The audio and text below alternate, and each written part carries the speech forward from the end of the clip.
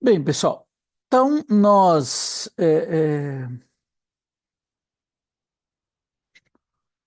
hoje vamos, para quem de repente não assistiu aula nenhuma, eu sou o professor Eduardo Brevilieri, tá? Trabalho a biologia aqui no Fleming de Florianópolis, tá? E nós vamos trabalhar hoje assuntos relativos à fisiologia e à histologia, que são dois assuntos bem explorados em termos de ACAF, né? Então, a gente optou por fazer essa mudança, mais uma vez falando, quem entrou agora, com relação à citologia, porque a citologia foi uma matéria muito recente que a gente teve no nosso material agora, né? Então, a gente optou por fazer essa mudança. Tá? Mas só relacionando aqui, né, os níveis de organização, tá? A partir do momento em que ocorre a fertilização, né, a partir do momento em que só alguém pode me dizer se está certinho no PowerPoint? Sim, prof, tudo certo. Obrigado, Paula. Ah, bem, pessoal, então, né, a partir do momento em que ocorre fertilização, ocorre um processo de divisão celular, de mitose, ah, e um processo, então, que vai formar todos os tecidos, lembra que são quatro grupos de tecido, né? Tecidos epiteliais, tecidos conjuntivos, tecidos musculares e tecido nervoso. Então, vai haver um nível de diferenciação celular, né? Essa diferenciação celular pode ser maior ou pode ser menor, depende do tipo de célula que a gente vai ter, né? É óbvio que uma célula, por exemplo, de um tecido epitelial, que é uma célula que tem um tempo de vida um pouco mais curto, né? Ela acaba, na verdade, tendo um menor nível de diferenciação. Tá? Se a gente pegar as células do tecido conjuntivo, lembra que tecidos conjuntivos são diversos tipos. Tem conjuntivo propriamente dito, adiposo, cartilaginoso, ósseo, hematopoético e sangue, né? São os tipos de tecido chamados tecidos conjuntivos. Tá? O tecido nervoso, ele é um tecido composto por neurônios e células da glia, lembra? Astrócitos, oligodendrócitos, células da micróglia. Tá? E o tecido muscular, que dá o movimento. Daí são três tipos, lembra? Estriado cardíaco, liso, estriado esquelético, né? Que variam de acordo com o tipo de contração, né? O estriado esquelético é aquele que tem a contração normalmente voluntária. Tá? Se botar como característica, tome bastante cuidado. Se botar como característica a contração da musculatura esquelética é rápida e voluntária. Ok, é a característica do tecido. Ah, mas, óbvio, a CAF não costuma fazer isso, mas ela não vai colocar sempre. Ah, porque, por exemplo, a contração da musculatura esquelética, como ela é consciente e voluntária, ela pode ser lenta. É só eu querer contrair de forma lenta. Então, ela tem a capacidade de ser uma contração rápida, né? E outra coisa é em relação à voluntariedade. É uma característica da musculatura esquelética se diferenciar das outras musculaturas por ter uma contração consciente, por ter uma contração voluntária. Só tomem cuidado com algumas exceções, porque, por exemplo, se o músculo se contrai, né, sem a nossa vontade, por exemplo, no coração, cardíaco, né, musculatura cardíaca, de contração involuntária, ou no estômago, intestino, artérias, tudo isso é musculatura lisa, né? Também de contração involuntária. Então, o que diferencia o músculo esquelético é justamente a contração ser o quê? Justamente a contração ser voluntária, certo? Mas podem haver exceções? Sim, tomem cuidado com isso. Por exemplo, na pálpebra é uma musculatura lisa ou estriada esquelética? Alguém faz ideia?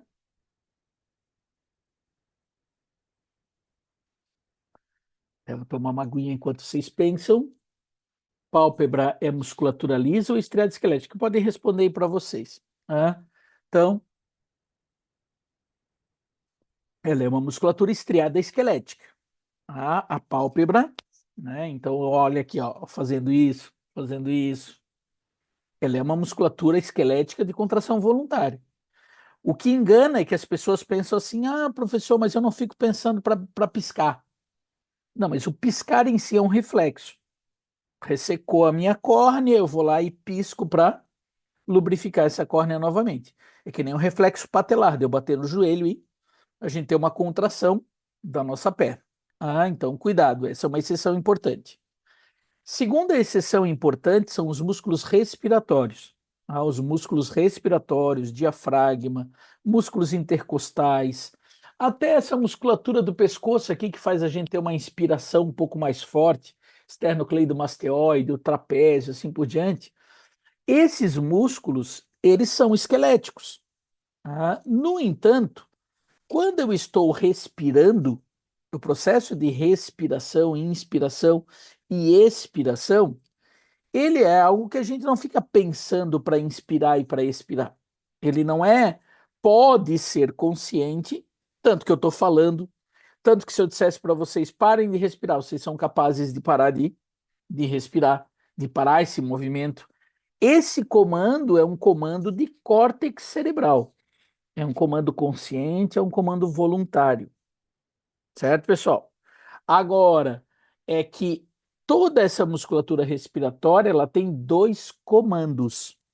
Ela tem um comando do tronco encefálico, que a gente chama, uma parte mais baixa do nosso encéfalo, tá? De ponte e bulbo, e ela, na verdade, tem um comando voluntário do córtex. Então, tomem cuidado que tem essa exceção. E ela é uma exceção importante em relação, né, a esse tipo de tecido. Esses tecidos, quando eles se unem, eles vão formar daí um órgão. Né? Usou aqui como exemplo o rim. O rim ele é um órgão onde vai ocorrer a filtração do nosso sangue. Isso daí é o controle do pH do nosso sangue, é muito feito no rim. Ah, o processo, por exemplo, de controle hídrico, ou seja, não é apenas eliminar as excreções, é controlar a quantidade de água que a gente tem no corpo. Com isso, a gente ajuda no controle da pressão arterial. Então, o rim ele tem uma função muito importante no controle da pressão arterial. E daí, quando esses órgãos se unem, né, rim, ureteres, bexiga, uretra, daí a gente está falando de um sistema, né? Um sistema digestório, um sistema respiratório, assim por diante. Então, esses seriam os níveis de organização. E eu vou falar de alguns deles, eu vou falar de alguns órgãos, sistemas e tecidos, tá? Ou seja, a histologia e a fisiologia, né? O funcionamento. A fisiologia, óbvio, em nível de vestibular, também envolve anatomia, né? Que é onde o órgão está, qual é a função dele, e assim por diante, tá? Em termos de colocação. O controle do nosso corpo. Vamos lá. O controle do nosso corpo é dado por dois sistemas: sistema nervoso e sistema endócrino. São os dois principais sistemas que nós temos no corpo. Né? Então, sistemas de controle. Um neurônio, ele na verdade libera um neurotransmissor. Esse neurotransmissor, lembra lá da placa motora, por exemplo? Vai estar lá aquela placa motora, certo? Vai liberar um neurotransmissor e vai gerar alguma ação, né? Vai gerar, por exemplo, sei lá, uma contração muscular, vai fazer com que uma glândula produza mais a secreção. Então, ela é um estímulo muito rápido, só lembrando que quando a gente pega um neurônio, essas pontas aqui, ó, são chamados dendritos, que é onde começa o impulso nervoso, e aí o impulso nervoso vai se propagar. Lembra, até a gente falou naquela nossa primeira aula, por canais de sódio e canais de potássio que se abrem. Abre primeiro o canal de sódio, depois abre canal de potássio, e aí ocorre a alteração de carga elétrica, despolarização e polarização. No final do neurônio, que seria aqui nesse final, vai haver liberação de neurotransmissores. Esses neurotransmissores vão controlar, então, a célula de alguma forma. Hormônio, ele tem um sistema um pouco diferente. Hormônio normalmente é produzido por um tecido epitelial. Esse tecido epitelial, essas células epiteliais, elas vão produzir uma molécula. Essa molécula pode ser com base em proteína, essa molécula pode ser com base em lipídio, é o mais comum. Pode ser dois aminoácidos só, como no caso da tiroxina, liberada pela tireoide, são dois aminoácidos com iodo. Então, ela é uma molécula que ela é lançada na corrente sanguínea. Só lembrando que alguns hormônios é importante que vocês lembram que eles são construídos a partir de colesterol. Cuidado. Lembra hormônios como estrógeno, progesterona, testosterona e cortisol são os mais importantes hormônios que são, na verdade, chamados de corticoides. Tá? Eles são hormônios produzidos a partir do colesterol, da molécula de colesterol. Mas a insulina, por exemplo, FSH, LH são hormônios proteicos. Então a gente tem moléculas diferentes podem atuar como hormônios. Então, o que é um hormônio? É a molécula produzida normalmente por um tecido epitelial, joga essa molécula chamada de hormônio na corrente sanguínea e ela vai agir sobre um órgão-alvo. Por exemplo, a gente vai ver hoje falar de FSH e LH, são hormônios liberados pela hipófise na base do cérebro e vão agir sobre testículos e ovários. Então, vão agir longe, normalmente, e uma ação mais lenta, uma ação mais duradoura. Existe também um estímulo, cuidado com as palavras. Eu sempre falo para os meus alunos, pessoal, quando a gente faz questão de vestibular e a gente coloca palavras que a gente sabe que elas têm um nível mais difícil e que normalmente elas não são passadas, a gente normalmente coloca essas palavras de duas formas. Ou a gente coloca essa palavra e bota, né, ela em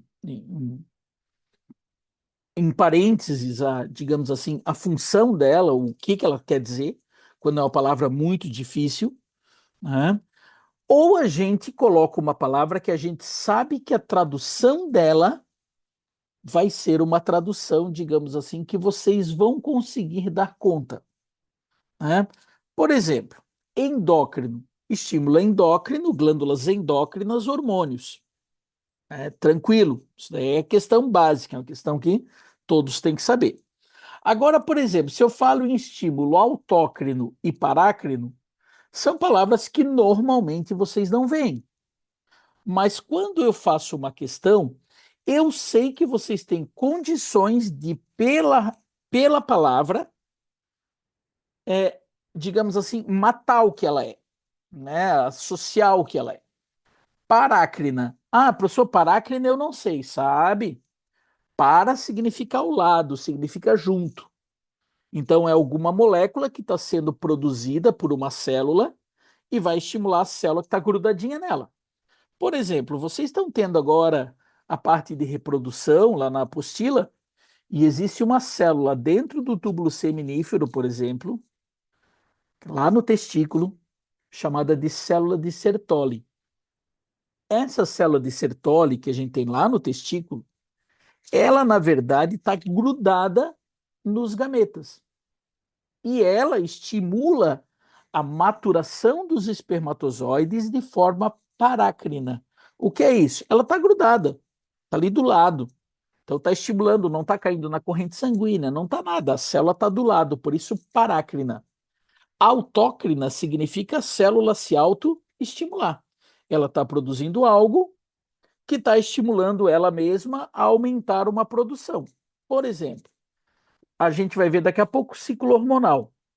Dentro de um ciclo hormonal, a gente vê que o estrógeno começa a subir e ele começa a subir muito. Porque o estrógeno, por exemplo, a célula que produz o estrógeno, ela tem muito estímulo autócrino. O que que é isso? Quando ela produz o estrógeno, ela não apenas joga esse estrógeno na corrente sanguínea, mas esse próprio estrógeno faz ela ativar mais o gene de produção da enzima chamada de aromatase, que é a enzima que faz ele ser produzido. Então, na verdade, isso é um estímulo chamado de autócrino. Ah, professor, mas eu nunca vi esses nomes. Mas não tem problema, porque ela é uma palavra que vocês podem, e a CAF gosta de botar palavras diferentes, ah, mas são palavras que, se vocês tiverem calma, vocês vão olhar para ela e vão matar o significado dela. Certo, pessoal? Então, tomem bastante cuidado. Às vezes, se aparecer uma palavra bem diferente, tenta prestar atenção, tenta matar ela pela, pela, pela, pelo significado, pela etimologia da palavra. Ah, isso é muito comum na CAF. Certo, pessoal? Então, vamos lá. Galera, pegar aqui, sistema digestivo.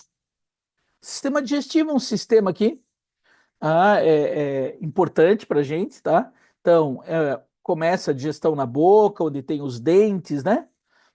Incisivos, caninos, pré-molares, molares, tem a mastigação, tem a salivação, e a gente vai ver as enzimas que ele produz. Da boca passa para a faringe, que é um órgão comum ao digestório e ao respiratório. Da faringe desce pelo esôfago. Do esôfago, o alimento chega aqui no estômago. Estômago, né? Muita liberação de ácido para matar os bichinhos e para ativar as enzimas. Então, aqui o estômago, bem importante na digestão. Do estômago, ele vai passar aqui para o duodeno. Duodeno é talvez o órgão principal que, se cair alguma questão relativa ao sistema digestório e vocês não souberem do que ele está falando ou onde que ele está, se for para chutar alguma coisa, chuta duodeno. Porque duodeno é onde praticamente tudo acontece. No duodeno estão ligadas aqui duas glândulas, o pâncreas, que está aqui, que a gente falou na primeira aula, eu falei de uma questão lá de pancreatite aguda, e aqui fígado e vesícula biliar. Então tudo isso está ligado no duodeno. Eu já tinha falado dele na nossa primeira aula, mas eu vou retomar aqui alguns pontos. Duodeno é a primeira parte do intestino delgado. Então, intestino delgado começa aqui no duodeno, passa aqui por trás, e aqui é o jejuno e o íleo. Jejuno e íleo. Depois do intestino delgado, ele se comunica aqui embaixo, que é o do lado direito, aqui onde está o apêndice, ó, com o cólon. Esse cólon, ou intestino grosso, mais popularmente falando, ele sobe, passa para o lado esquerdo, desce, e daí depois ele faz como se fosse a letra sigma aqui, sigmoide, cólon sigmoide, reto e ânus. Uma coisa que a CAF gosta e que ela já cobrou diversas vezes é a questão das enzimas, do que é digerido em cada lugar. Então, com relação às enzimas, carboidrato. Carboidrato tem um monte de pontos de digestão. E, inclusive, é importante porque a gente trabalha também com moléculas. Lembra que nós temos os chamados, assim, ó, galera, a gente tem que pensar assim, ó, boca, estômago e duodeno. 3 pontos de quebra. Boca, estômago e duodeno. Se eu pensar o que vai começar a ser quebrado primeiro, eu tenho que pensar que eu tenho que primeiro começar a quebrar pelo o que vai, digamos assim, demorar mais para quebrar. O que eu tenho que fazer muitas quebras para chegar numa unidade para poder absorver. Então, por exemplo, se vocês chupam bala, vocês estão dissolvendo a bala na boca e não digerindo a bala na boca. Por quê? Porque, na verdade, por exemplo, a sacarose, que é o açúcar que tem na bala, ela é um disacarídeo. Se ela é um disacarídeo, ou seja, duas moléculas só, eu tenho que fazer uma quebra só para separar duas moléculas. Eu não vou começar a quebrar na boca. Eu não vou começar a quebrar no estômago. Por quê? Porque ela é uma molécula fácil de ser quebrada. Ela praticamente vai ser quebrada e absorvida na mesma lambada. Quebrou, já absorveu. Então eu não vou deixar para quebrar essa molécula no começo do tubo digestório. Eu deixo para começar a quebrar no começo moléculas que são grandes. Por exemplo, polissacarídeos. Polissacarídeos eu não vou conseguir quebrar de uma vez só. Então o que que eu faço? Eu libero amilases, por exemplo, na boca. A amilase vai quebrar o amido e tomem cuidado com a pegadinha, pessoal. A amilase também quebra glicogênio. Ah, cuidado com isso. Ah, mas ela é amilase. Não tem problema. É porque quando a gente descobriu a quebra dela em relação ao amido, que é um polissacarídeo de origem vegetal. Mas o polissacarídeo de origem animal, que é o glicogênio, tem que tomar bastante cuidado. Lembra que glicogênio tem em animais e glicogênio tem em fungos. Tomem cuidado com isso. Então, assim, por exemplo, aquelas questões típicas de eu, sei lá, estou comendo um McLanche feliz. O que que pode ser quebrado na boca? A questão clássica vai falar do amido do pão. Essa é a questão clássica. A questão acáfica é uma questão que às vezes gosta de botar uma pegadinha. Por exemplo, algo que esteja na carne pode ser quebrado na boca? Pode ser digerido na boca? O que que vocês acham? A carne do hambúrguer pode ser digerida na boca? Sim, porque a carne tem muito o quê? A carne tem muito glicogênio. Ah, então, galera, a carne, se ela tem glicogênio, ah, se a carne tem glicogênio, ela. Opa, se a carne tem glicogênio, oh meu Deus,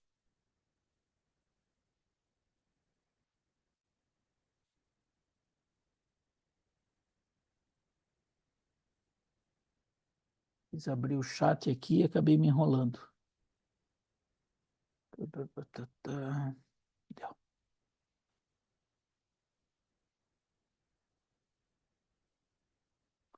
Ah, então, cuidado com isso. Certo, pessoal? Depois, estômago não vai ser quebrado carboidrato. Tá? E eu tenho amilase novamente pancreática. Galera, cuidado. O pâncreas é um local de produção de praticamente todas as enzimas grandes que a gente tem. Então, ela vai começar a ser quebrado na boca, vai terminar de ser quebrado no intestino delgado, lá no duodeno, pelas amilases que estão no pâncreas. Disacarídeo, pessoal, só vai ser quebrado no epitélio intestinal. Isso aqui caiu na UFSC, uma questãozinha de intolerância à lactose, né, que é digamos assim, a falta da lactase.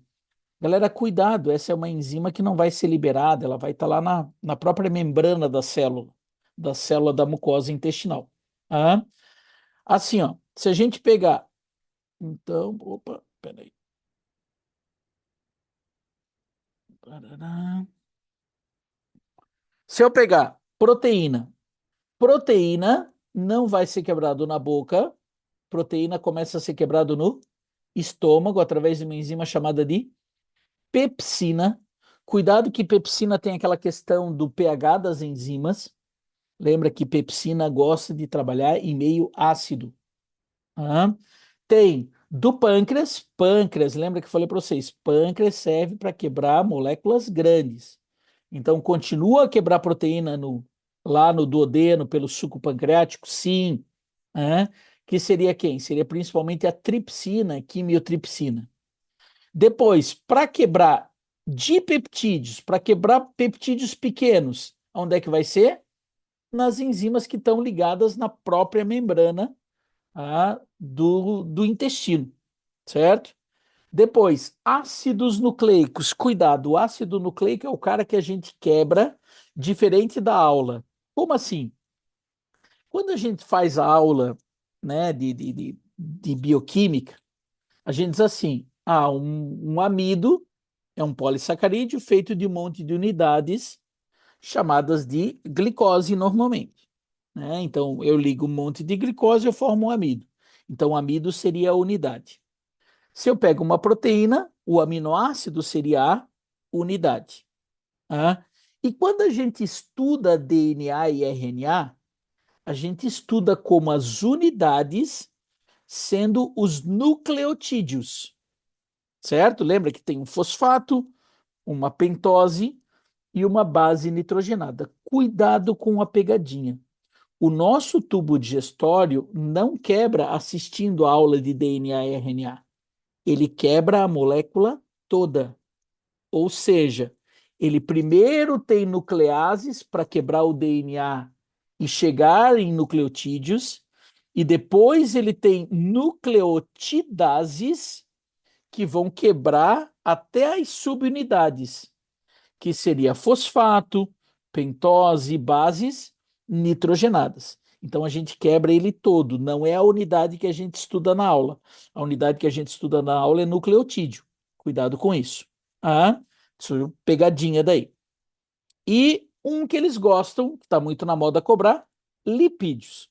Galera, lipídios são quebrados pela lipase. Lipase é produzida também se a molécula grande vai ser quebrada no duodeno, e lipase pancreática vai quebrar lipídio. Cuidado. Ah, professor, mas e a bile? Não entra aí? Pessoal, lembra que a bile não é enzima. A bile, na verdade, também é produzida a partir de colesterol. Ah, bile não é enzima. Bile é produzida pelo fígado, liberada pela vesícula biliar, que a gente falou lá na primeira aula, uma questãozinha que eu falei para vocês de pancreatite aguda. Certo, pessoal? Então, questãozinha aí de sistema digestório, sempre é uma questão importante, sempre é uma questão que cai bastante. Vamos lá, outro assunto. Não, desculpa, só para a gente encerrar aqui, sistema digestório. Galera, dois hormônios importantes aqui, CCK, colicistoquinina, são liberados pela parede aqui, pela mucosa do intestino, a secretina que estimula a liberação de bicarbonato. Por quê? Porque eu quero liberar bicarbonato para neutralizar a acidez que vem do estômago. E CCK que faz a gente liberar as enzimas pancreáticas. Certo, pessoal? Então, detalhes importantes. Chega o alimento aqui do estômago no duodeno, a gente vai liberar esses dois hormônios para estimular o pâncreas e para estimular a vesícula biliar. Não se esqueçam que a vesícula biliar libera a bile, mas não produz. A bile é produzida no fígado, armazenada na vesícula biliar, liberada por estímulo da chamada CCK. Ah, vamos lá. Lembra que o pâncreas, ele tem uma parte exócrina e ele tem uma parte endócrina. A parte endócrina do pâncreas libera insulina das células beta e libera glucagon das células alfa.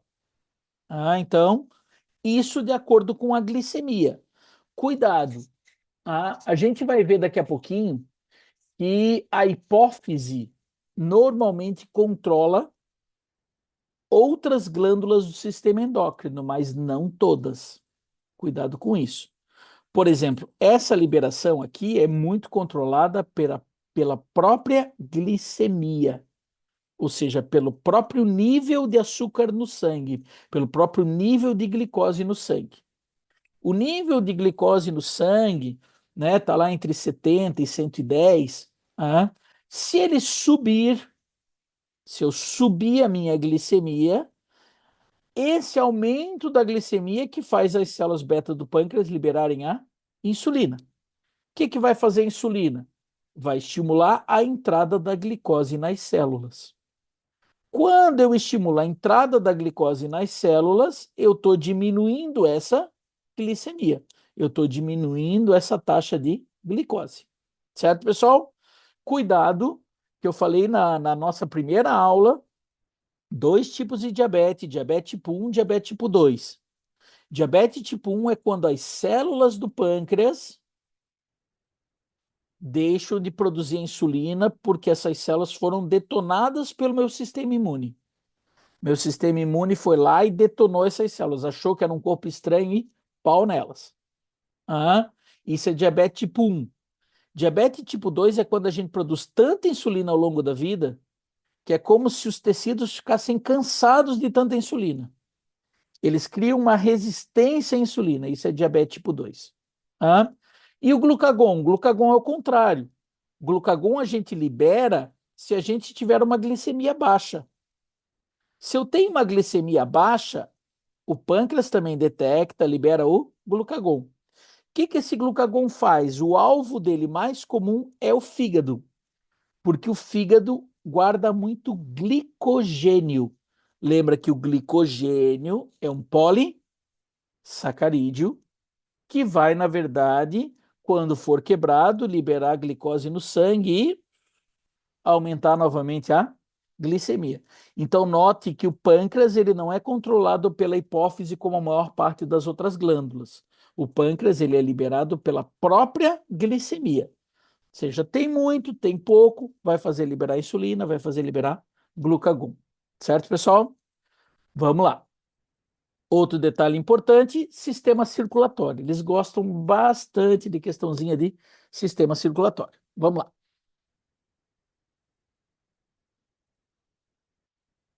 Pegando aqui o coração. Lembra que o coração, pessoal, ele tem lado direito, lado esquerdo, aqui lado direito, aqui lado esquerdo do coração. Né? Galera, lembrem-se que sempre que o sangue sair do coração, tem dois detalhes importantes, que se vocês gravarem, vocês vão ter grande facilidade. Pensem assim, sempre que o sangue sair do coração, ele vai sair dos ventrículos, que são as câmaras inferiores. Então olha lá, sempre que o sangue sair do coração, sai da onde? Sai dos ventrículos, certo? E sempre vai sair por artérias. Então, esse vaso eu sei que é uma artéria, porque o sangue está saindo. Esse vaso que está passando aqui por trás eu sei que é uma artéria, porque o sangue está saindo, certo? E como que eu sei que aqui o sangue está saindo? Porque é um vaso que está ligado aonde? Que está ligado no ventrículo. Aqui está o ventrículo esquerdo e aqui tem um vaso ligado no ventrículo, então eu sei que isso aqui é uma artéria, certo? Então, ponto importante. Sempre que o sangue sair do coração, ele sai pelos ventrículos e ele sai por artérias. Se vocês gravaram isso, pessoal, o resto é só lógica. O resto é só lógica.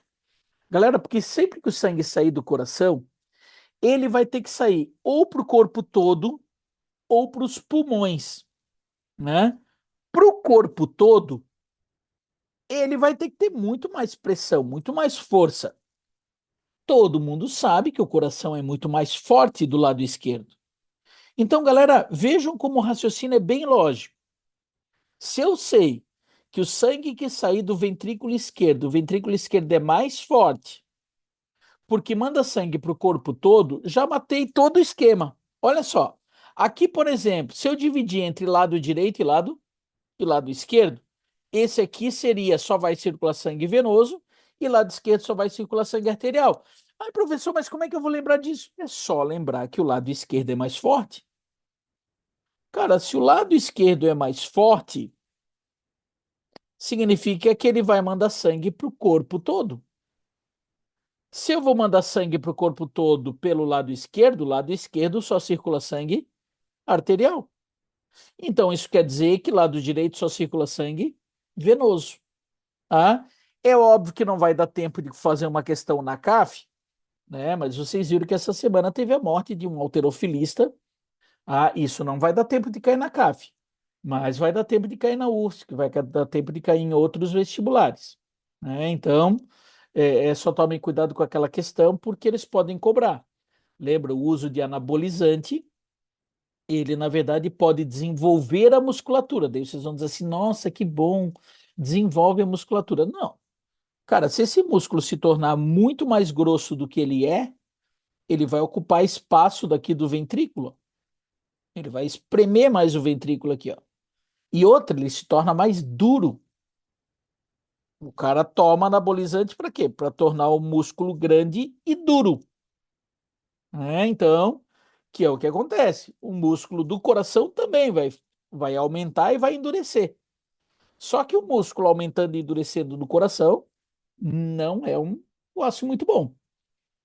Então, a gente teve esse caso desse rapaz de 22 anos que faleceu.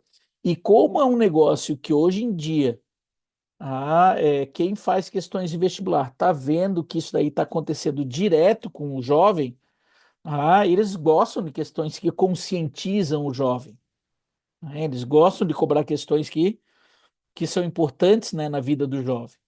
Galera, porque hoje em dia esse povo tá indo pra academia, tá aplicando insulina, tá aplicando Ozempic, tá tomando Tadalafila, que é para ter ereção, mas é para aumentar a vascularização, tá tomando anabolizante de cavalo, tá. Cara, o negócio tá louco, o bagulho tá doido. É óbvio que não vai dar certo. Sim, a pessoa que toma, que faz esses usos, sabe que não vai dar certo. Ela não é tão ingênua assim, a ponto de achar que o cara que tá lá na academia, que o cara mal fez o ensino médio, ele, na verdade, vai saber dosar anabolizante de cavalo no ser humano. O cara, não, o endocrinologista estudou 10 anos para conseguir fazer isso. E o cara lá da academia conseguiu fazer isso sem nunca ter entrado numa faculdade de medicina, né? Não é por aí. Então o cara que está fazendo uso, ele sabe que ele vai se ferrar, ele sabe disso. Não é assim também tão tanso, como a gente diz aqui em Florianópolis, para não saber que vai se ferrar. Ele sabe que vai se ferrar, só que ele coloca outras prioridades. A prioridade para ele é ficar mais forte o mais rápido possível, mesmo sabendo que vai viver 20 anos a menos.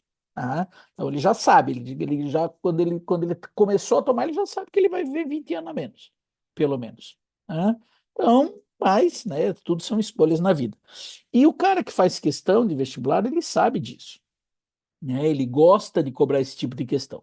Ah, aqui eu tenho, então, átrio ou aurícula direita e aqui ventrículo direito, átrio ou aurícula esquerda, ventrículo esquerdo.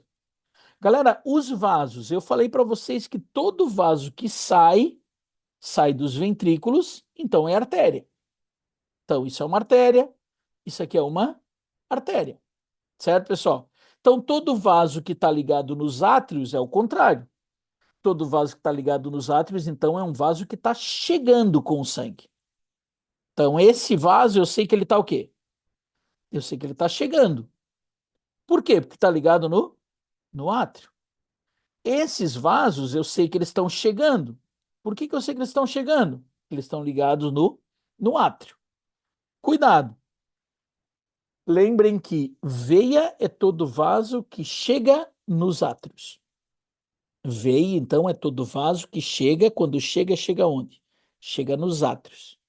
Artéria é todo vaso que sai, quando sai dos ventrículos. Cuidado com isso. Não vão cair na pegadinha que veia é o que transporta sangue venoso e artéria é o que transporta sangue arterial. Não caiam nessa pegadinha, que é a pegadinha de sempre. Óbvio. Como é que vocês vão achar esses vasos? Vamos lá, vamos se ligar. Se eu pegar aqui, ó, por exemplo, isso aqui eu sei que é veia. Por que eu sei que isso é veia, então? Eu sei que é veia porque eles estão ligados aonde? Estão ligados no átrio. Se está ligado no átrio, eu sei que o sangue está chegando. Se está chegando, eu sei que é o quê? Eu sei que é veia, certo? Aqui também são veias. Por que eu sei que aqui são veias? Porque está ligado no átrio. Se está ligado no átrio, eu sei que o sangue está chegando. Certo, pessoal? Cuidado, essas duas aqui, ó. Essas duas são uma grande pegadinha. Porque a gente vai ver numa figurinha mais à frente ali, ó, que essas duas, elas também estão chegando. Só que elas não estão chegando nesse lado de cá, elas estão chegando aqui, ó. Estão chegando nesse átrio esquerdo, estão passando por trás do coração e chegando aqui no átrio esquerdo. Então também são o quê? Então também são veias. Cuidado com isso. Então, veia é todo vaso que chega ao coração. Quando chega, chega onde? Chega nos átrios. E eu sei que isso daqui é uma artéria. Como é que eu sei que é artéria? Porque ela está ligada aonde? Ela está ligada no ventrículo, então eu sei que é artéria. Esse aqui também eu sei que é artéria, porque a grandona aqui, ó, tá ligada também no ventrículo esquerdo aqui, ó. Estão vendo? Ela vem por aqui, passa por trás e vai sair aqui, ó. Certo, pessoal? Agora, o que são essas veias? Vamos lá. É só eu pensar, daí é só pensar. Lembra que lado direito só sangue venoso, lado esquerdo só sangue arterial. Se vocês juntarem essas informações, vocês mataram. Porque olha só, galera, esse sangue que está chegando, ele está chegando do lado direito. Se está chegando do lado direito, está vindo do corpo. Não é, porque é sangue venoso. Então eu sei que esses dois vasos são o quê? São veias chamadas de veias cavas. Veia cava superior, veia cava inferior. Entrou no átrio, depois do átrio vai passar para o ventrículo, certo? E no átrio esquerdo? No átrio esquerdo também está chegando duas veias do lado de cá e duas veias, lembra que eu falei para vocês, estão passando por trás e chegando do lado de cá. Ó. Galera, esse sangue não está chegando do lado esquerdo? Se está chegando do lado esquerdo, apesar disso aqui ser veias, elas estão vindo dos pulmões. Essas duas do pulmão esquerdo, essas duas do pulmão direito. Então, são as chamadas veias pulmonares. Cuidado, pessoal. Essas veias, se elas estão chegando do lado esquerdo, pessoal, elas estão chegando com sangue rico em oxigênio, porque estão vindo dos pulmões. Ah, cuidado com isso. Veia não é o que transporta sangue venoso. Veia é o que está chegando no coração. Entra nos átrios, dos átrios o sangue vai passar para os ventrículos. Quando chegar nos ventrículos, o coração vai fazer uma sístole, vai fazer uma contração, não é? A hora que ele contrair, ó, o sangue vai ser expulso.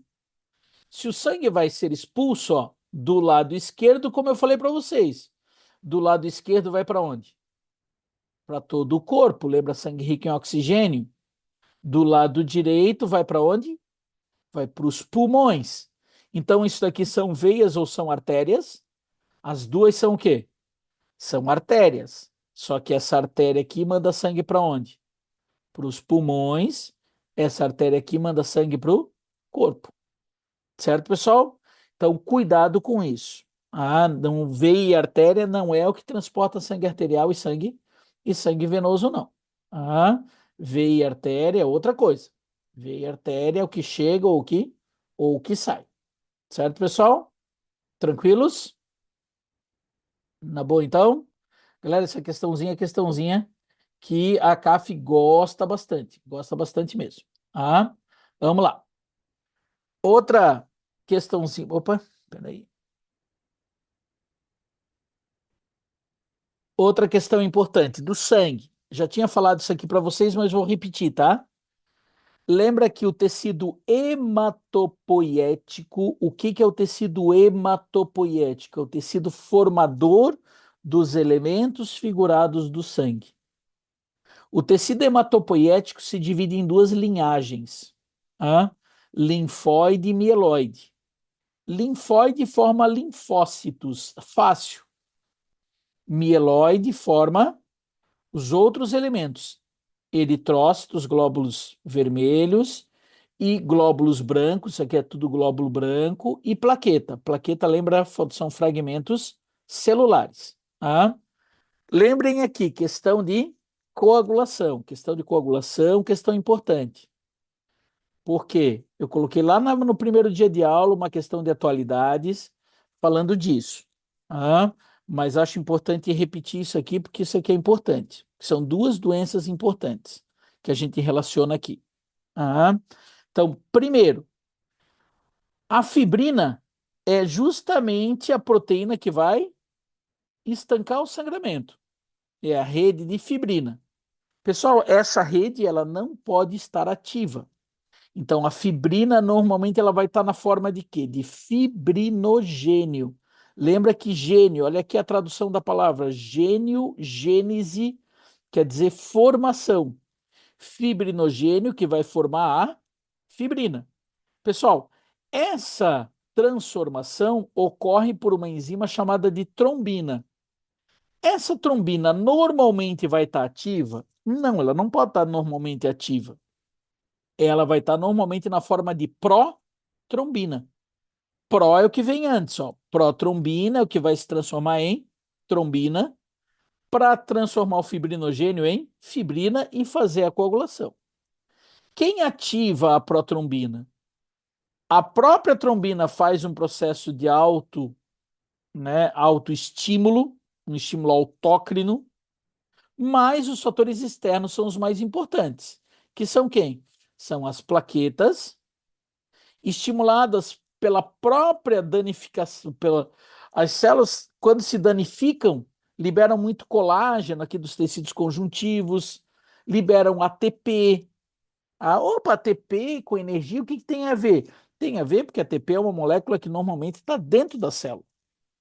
Se ela foi liberada, significa o quê? Significa que as células foram rompidas. Então, na verdade, é uma forma de sinalizar. É uma forma de dizer, ei, coagula porque houve um rompimento. É muito comum acontecer e para isso tem um sal mineral, que é o cálcio, e uma vitamina, que é a vitamina K. Cuidado, vitamina K não tem nada a ver com potássio. Uma vez eu coloquei isso numa pegadinha de simulado. Ah, cuidado, vitamina K, vitaminas são moléculas orgânicas. Potássio é inorgânico. Cuidado com isso. Não tem nada a ver uma coisa com a outra. E eu já tinha comentado com vocês que o quê? Coagulação. Muita coagulação é bom? Não. Pode entupir tudo. Pode gerar até trombose. Coagulação em excesso. Falta de coagulação é bom? Também não. Eu posso ter hemorragia e morrer de hemorragia. Então, são as duas doenças que eu acho que tem grande chance de cair em vestibular. Covid, o vírus do Covid atacou muito as células endoteliais, que são as células que revestem aqui o capilar, ó.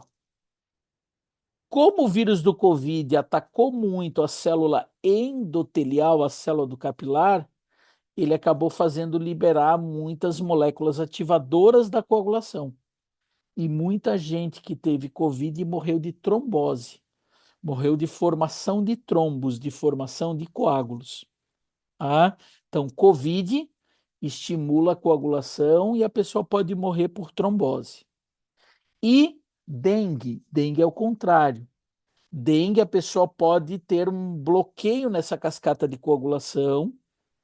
Se a pessoa tem um bloqueio nessa cascata de coagulação, ela, na verdade, vai ter dificuldade de fazer o coágulo. Então, a pessoa pode ter uma dengue chamada de dengue hemorrágica.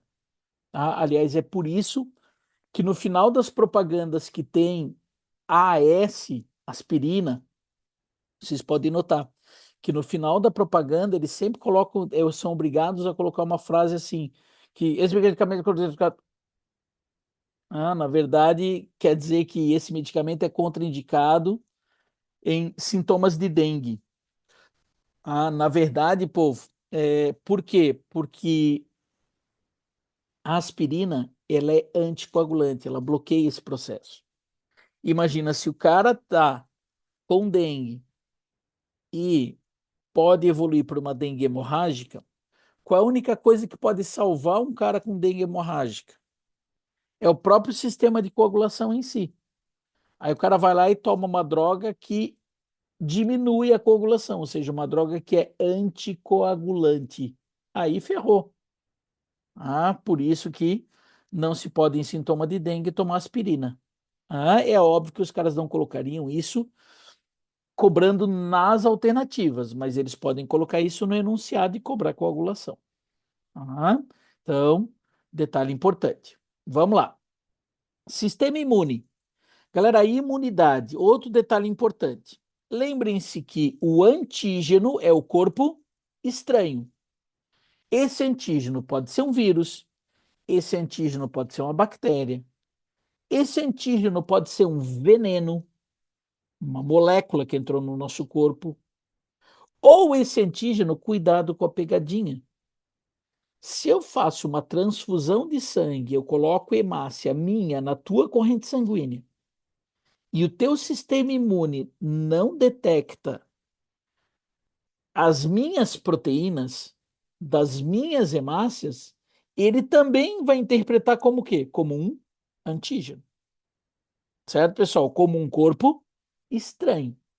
Galera, todos esses antígenos, quando entrarem em contato com o meu sistema imune, a célula chamada de linfócito B são células que têm anticorpos aqui, ó, na sua membrana. E cada linfócito B tem um tipo de anticorpo ligado na membrana. Eu vou ficar lutando, lutando, lutando, até que eu encontro algum linfócito B que consiga se encaixar aqui, ó. Pum, encaixei esse linfócito B. A hora que eu encaixei esse linfócito B, eu aumento a sua velocidade de divisão celular. Ah, ou seja, essa célula, lembra que a mitose é uma coisa que tem uma velocidade para ela acontecer. Quando a gente liga o antígeno nesse linfócito B, ela fica que nem uma louca fazendo mitose. E ela vai fazer mitose assim, ó. E aí o que vai acontecer? Eu vou produzir um monte de linfócito B com aquele tipo de anticorpo. Por isso que eu crio as chamadas células de memória. O que é célula de memória? É justamente a célula que, como eu aumentei o número dela, eu, na verdade, criei o que eu chamo de uma memória. Além disso, essas células podem evoluir para o que a gente chama de plasmócitos. O plasmócito é um tipo de linfócito B mais evoluído que joga o anticorpo na corrente sanguínea, no plasma. Por isso, plasmócito. Então, ele vai criar uma imunidade de um monte de anticorpo no plasma. Lembrem da diferença de soro e vacina. Então, vamos lá. O que é a vacina? A vacina é colocado o próprio antígeno no nosso corpo. Aí a gente vai fazer todo esse mecanismo e vai criar células de memória. Agora, soro, a gente bota o antígeno lá no cavalo, o cavalo faz todo esse mecanismo, eu tiro o sangue do cavalo e purifico só o quê? Só o anticorpo. Aí a gente tem o soro. Mas se eu estou pegando só o anticorpo e colocando no teu sangue, colocando em ti, eu não estou fazendo todo esse processo ativo aqui, toda essa imunidade ativa, então a gente não cria células de memória. Ah, cuidado com isso. Então, questãozinha que eles gostam bastante, questão de sistema imune. Questão de hormônios, outra questão que eles gostam bastante.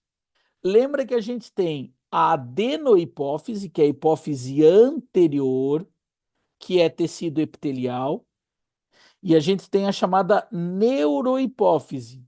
Se vocês notarem, tá aqui em verdinho, ó, neurohipófise são neurônios. Neurônios que descem aqui, ó, e vão liberar. Lembra que neurônio libera neurotransmissor. Só que esse neurotransmissor não está sendo ativado direto no órgão-alvo. Esse neurotransmissor, ele está, na verdade, caindo na corrente sanguínea e agindo como um hormônio. Guardem, principal aqui da neurohipófise é o ADH, hormônio antidiurético. Lembra que esse hormônio antidiurético vai fazer o rim absorver mais água, por isso que ele é chamado de antidiurético. Esse cara cai bastante na CAF. Então, hormônio antidiurético é produzido por neurônios. Tanto que o álcool é uma droga depressora de neurônio. Ela faz os neurônios funcionar menos. Tanto que tu não lembra bem das coisas no dia seguinte, tu dirige mal, tu perde reflexo, a tua vista fica embaçada, a língua parece que o marimbondo mordeu, que fica é meu amigo. Então, assim, na verdade, o álcool é uma droga depressora de neurônio. Se ela é depressora de neurônio, ela também vai fazer tu liberar menos ADH. Liberando menos ADH, ou seja, liberando menos hormônio antidiurético, tu já deve ter lido a respeito que tu vai urinar mais, né? Porque se o hormônio é antidiurético, se tu não estás liberando, tu estás liberando mais xixi. Certo, pessoal? Tranquilos? Cuidado com isso. E a adenohipófise é a glândula que vai controlar um monte de outras glândulas. Ela vai controlar a tireoide, ela vai controlar as suprarrenais, parte das suprarrenais, ela vai controlar as gônadas e assim por diante. E ela vai produzir um hormônio que esse cara também está sendo muito usado em academia, que é o GH, o hormônio do crescimento. Tá? Galera, então, tudo liberado pela adenohipófise. Ó, que a hipófise está aqui, ó. Ela está bem embaixo aqui dessa região do sistema nervoso, chamada de hipotálamo. Então, essa região aqui não serve só para controlar a hipófise, tá? Essa região, apesar de pequenininha, ela controla muita coisa. Esse hipotálamo controla a sede, esse hipotálamo controla impulso sexual, esse hipotálamo, olha, pessoal, importantíssimo, controla a fome e a saciedade. É justamente essa região do sistema nervoso que a gente tenta inibir com os Ozempic, as canetinhas, chamadas de canetinhas emagrecedoras. É a região do hipotálamo. Ah, então isso é bem importante, hein? Porque a CAF gosta desse tipo de coisa que está muito na moda, né? Está muito na moda, a chance de cair é grande. Então esse centro da fome e da saciedade está também aonde? Está também nesse hipotálamo aqui, ó. Na base, a base aqui que tá, do nosso encéfalo que está segurando a hipófise, ó. Certo, pessoal? Tranquilos? Detalhe bem importante, tá? Falando em hipófise, lembrem-se do ciclo hormonal. Lembra que a hipófise vai liberar FSH e LH. Se eu contar um ciclo hormonal de 28 dias, esses dois hormônios, FSH e LH, que são liberados pela hipófise, vão estar em alta bem aqui no centrinho. Bem aqui eles vão estar em alta.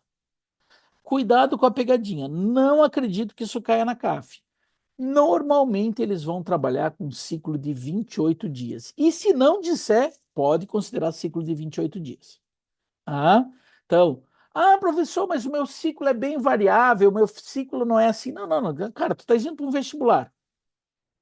Está dizendo para um vestibular, eles vão trabalhar com um ciclo de 28 dias. Se eles botarem qualquer variação, cuidado que isso é uma grande pegadinha. Não é dia central o dia da ovulação. Tomem cuidado com isso. Não é dia central. É dia central quando eu estou trabalhando com um ciclo de 28 dias. Por quê? Galera, essa segunda parte aqui, ó, a fase lútea, essa fase dura 14 dias. Praticamente em qualquer menina saudável, essa fase dura 14 dias. Essa fase, essa segunda metade aqui do ciclo, ela não varia praticamente. Ela dura 14 dias. Se você tiver um ciclo de 34 dias, essa segunda metade durou 14 dias, independente. O que durou mais daí num ciclo de 34? A fase folicular. Então, se tu teve um ciclo de 34, o que aconteceu? É o dia central? Não. Aqui foi o quê? Primeira parte foi 20º, tu ovulou no 20º dia e depois tu teve 14 dias para terminar o ciclo. Cuidado com isso, pessoal. É o dia central quando a gente está trabalhando com um ciclo padrão de 28 dias. Cuidado com isso. Fase fixa é a fase lútea. É a fase de liberação do corpo lúteo que a gente chama. Cuidado com isso. Galera, vamos lá. Então, hormônios que estão aqui no centro, quem são? FSH e LH liberados pela hipófise. Estrógeno e progesterona, o que tu tem que saber? Estrógeno, o pico é antes da ovulação, uns dias antes da ovulação. Estão vendo aqui, ó? Então, o pico estrogênico vai acontecer antes da liberação de FSH e LH. Então, esse eu identifico que é o estrógeno. E progesterona só vai começar a ser liberada depois da ovulação. Então, esse gráfico verde é o gráfico da progesterona. Ela é liberada só depois da ovulação. Certo, pessoal? Então, assim a gente identifica os 4 hormônios. FSH e LH no centro. Professor, mas eu vou confundir FSH e LH, porque os dois são no centro. Não, não. O mais importante aqui no centro é ovular. Se é ovular, o hormônio que estimula a ovulação, que é o chamado hormônio luteinizante, é o que vai ter mais. Então, galera, olha só. Dos dois hormônios que estão aqui no centro, vocês vão olhar quem tem mais. Quem tem mais, quem quer? O LH. Matei, então, FSH e LH. Depois eu vou para estrógeno e progesterona. Quem que vai ter o pico antes de liberar FSH e LH? O estrógeno, ou o estrogênio. Então, aqui está o estrógeno e o estrogênio com maior pico quando? Antes da? Bem antes da ovulação, alguns dias antes da ovulação. E a progesterona só sobe o quê? Progesterona só sobe depois da ovulação. Certo, pessoal? Daí vocês matam os 4 hormônios. Ah? Galera, então a gente tem, né, essa questão, uma questãozinha que a CAF gosta bastante. Ah? Tanto estrógeno quanto progesterona, na verdade, eles agem muito sobre o endométrio. Ah? Tem várias ações. Estrógeno também é o que dá as características sexuais femininas, né? Alargamento de quadris, crescimento de seios. Isso tudo é dado pelo estrógeno principalmente. Tá? Mas em termos ciclo-hormonal, eles vão agir muito sobre a produção e a manutenção do endométrio. Tá? Então, é, vamos lá. O período. Desculpa. Aqui, ó, a menstruação é no começo do ciclo. Menstruação é que determina o início do ciclo, tá? Então, descamou o endométrio, é a fase da menstruação, começou o ciclo. Tá? Então, os 4 hormônios aqui, ok. Galera, assim, ó, isso aqui seria um ciclo de não reprodução. Não é um ciclo normal, que a menina faz todo mês. Estrógeno e progesterona aqui, ó, eles sobem e descem, ó, certo? Na segunda parte do ciclo. Só que se a menina engravidar, se houver uma fertilização, se vocês notarem estrógeno e progesterona, em vez de cair, eles vão o quê? Eles vão subir. Quem faz isso? O próprio embrião avisa a mãe, pessoal. O próprio embrião, quando se implanta, começa a liberar um hormônio chamado de HCG. Tanto que o teste de gravidez é o beta-HCG. Ah, por quê? Porque o próprio embrião diz para a mãe: ei, mãe, não cai a taxa de progesterona, porque eu não quero que tu descame o endométrio. Então, o embriãozinho diz para a mãe: não libera, não cai progesterona, não cai estrógeno. Mantém quem? Mantém o endométrio, que se tu descamar o endométrio, eu vou junto. Então, cuidado com isso. Tá? E para a gente terminar aqui, só alguns detalhes. Por exemplo, estresse. Estresse, eu vou juntar aqui 2 informações. Tá? Estresse tem relação com sistema nervoso? Sim, porque o estresse ele vai ativar o que a gente chama do sistema nervoso simpático. Sistema nervoso simpático, também neurônios lá do hipotálamo vão descer com a informação pela medula raquidiana e vão ativar um monte de coisa, sistema nervoso simpático. Vai liberar noradrenalina no coração, a gente vai bater o coração mais rápido, a gente vai aumentar a frequência respiratória e assim por diante. Só que ele também vai ativar o sistema nervoso simpático, um neurônio do sistema nervoso simpático, vai ativar a medula da suprarrenal. E medula da suprarrenal também libera o quê? Adrenalina e noradrenalina, só que aí não é direto no órgão, aí é na corrente sanguínea. Então, essa é uma relação bem interessante do quê? Da relação entre sistema nervoso e sistema endócrino. E outra reação que a gente tem quando está estressado, eu estou falando disso por quê? Porque está muito na mídia essa questão do cortisol, o excesso de cortisol, está muito na moda falar disso daí. Tá? E o cortisol, na verdade, ele é um glicocorticoide também liberado pela suprarrenal, tá? Só que aqui esse córtex, ele tem o estímulo de um hormônio liberado pela hipófise anterior. Lembra que eu falei para vocês que a hipófise anterior controla outras glândulas. Uma outra glândula que ela controla é justamente a parte mais externa da suprarrenal, chamada de córtex. O córtex da suprarrenal, então, é controlado por quem? Pela hipófise anterior. A medula da suprarrenal é controlada por quem? Controlada pelo sistema nervoso simpático. Cuidado com isso. E esse glicocorticoide, quando ele é liberado, ele vai estimular principalmente a liberação de glicose. Ele aumenta a quantidade de glicose na corrente sanguínea também. Quebra glicogênio, faz tu ter mais energia. Um cara, por exemplo, que está fazendo um exercício de alta intensidade, né? O cara larga. Agora a gente teve aqui esse final de semana aqui em Floripa, né? Um Ironman.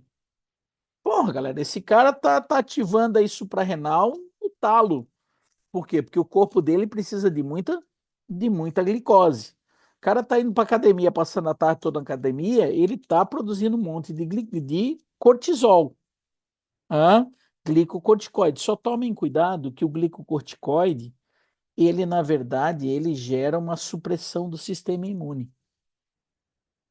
Ou seja, ele é anti-inflamatório, diminui a inflamação, tanto que cataflã, isso daí também são o quê? Também são glicocorticoides, que a gente usa para diminuir a inflamação. Ah, professor, isso quer dizer então que uma pessoa que faz muito exercício vai ter uma inibição do sistema imune? Sim.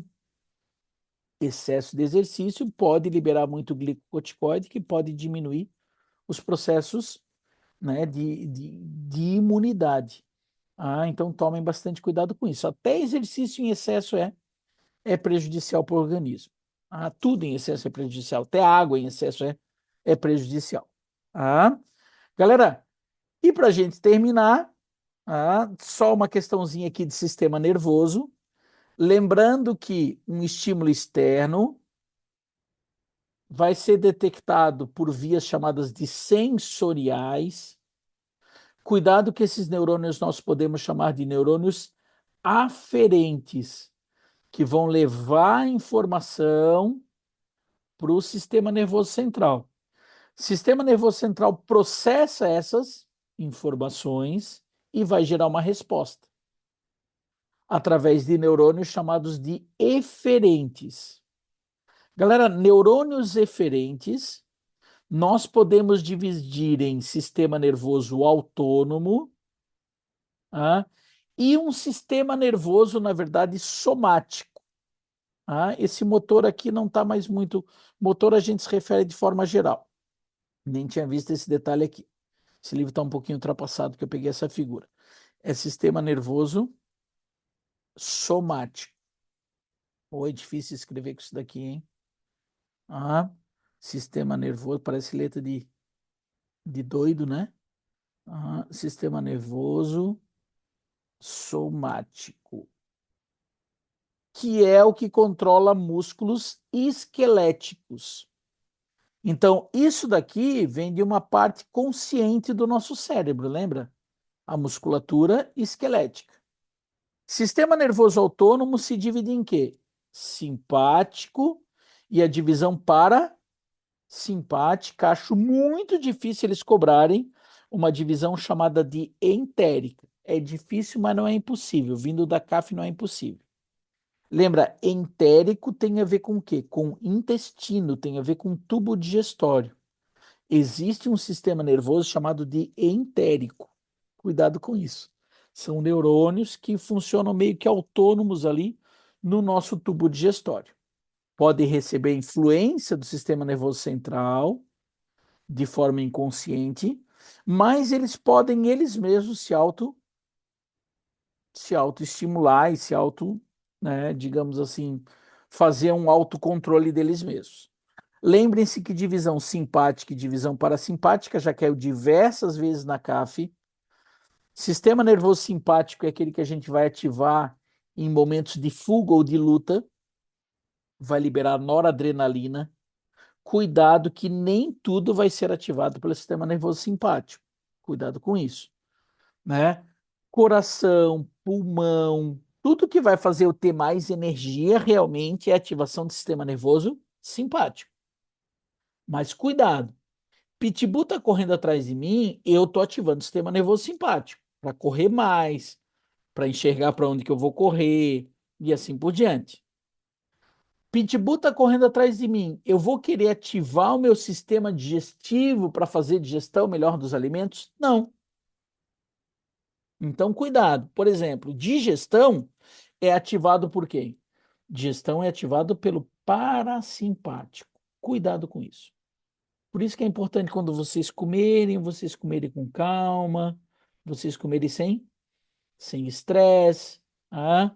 Aí que é o ideal, tá? Por quê? Para ter uma ativação do parasimpático. É por isso que depois que a gente come daquela lomba, né, a gente fica mais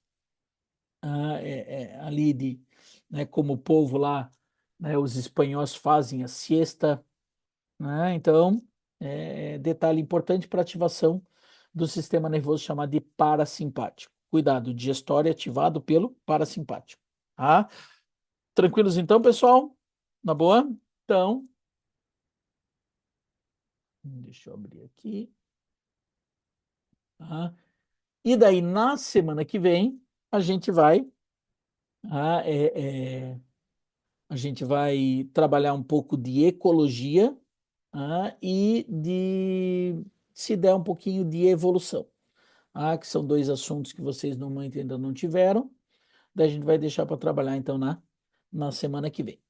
Certo, pessoal? Tranquilos? Espero que vocês tenham aproveitado bem a aula. Acho bem importante. São assuntos, todos esses assuntos que eu coloquei hoje, são assuntos que têm uma incidência muito grande na CAF. Então eu optei por mudar a citologia, porque citologia vocês acabaram de ter, né? Então, para trabalhar com assuntos que têm uma grande chance de cair no vestibular daqui 2 semanas, mais ou menos, daqui, acho que 2, 3 semanas, 2 ou 3 semanas, negócio assim. Ah, não lembro agora da. Sei que a aula comigo vocês têm mais uma. Ah, certo, então, povo, foi um grande prazer, né? Um dia espero conhecê-los pessoalmente. Ah, espero que vocês, né, voltem aqui semana que vem para a gente matar esse conteúdo da biologia aí. Eu fico bem feliz com a presença de vocês, vocês merecem mesmo. Como eu sempre falo, né? A galera que tá aqui, pô, à noite, já assistiu aula o dia todo já, e tá aqui à noite assistindo aula online, vocês são guerreiros mesmo, vocês merecem estar na medicina. Ah, então, grande beijo para vocês e até semana que vem. Tchau, tchau, povo. Eu vou sair, mas não vou fechar a sala, tá? Então, deixa eu sair aqui e sair da reunião. Beijão.